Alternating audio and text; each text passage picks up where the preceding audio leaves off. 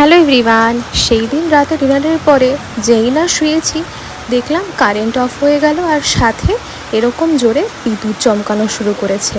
আর ঝোড়ো হাওয়া তো রয়েছে, তাই ঝটপট ছাদে চলে এসে আলসের ওপরে যে গাছগুলো লাগানো ছিল সেগুলো সমস্ত নিচের দিকে নামিয়ে রাখলাম, যাতে পটগুলো কোনো রকম ড্যামেজ না হয়। পরদিন সকালে উঠে দেখলাম যে ঝড়ের তাণ্ডবে আমার বাগান পুরো উথাল পাতাল হয়ে গেছে, আর আকাশে এখনও মেঘের ঘনঘটা কিন্তু রয়েই গেছে।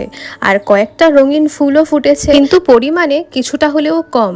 এত বৃষ্টির তাণ্ডবে ফুল আর কেমন করেই বা ফোটে বলো। আর যেহেতু আজকে সোমবারের ব্রত ছিল, তাই জন্য শিবের মাথায় আমার গাছেরই বেলপাতা দিয়ে পুজো দিয়ে দিলাম। এখনো এটা আরো কয়েক মাস চলবে। এরপর পুজো সেরে নিয়ে নিলাম একটু সুজির, আর দুপুরের লাঞ্চে ছিল সেদ্ধ ভাত, তার মধ্যে বাটার দিয়ে। দুপুরের লাঞ্চ সেরে নিয়েছিলাম এই সিমাইয়ের পায়েস। 16 সোমবারের ব্রত তোমরা কারা পালন করো নিচে কমেন্টে জানিও। চলো।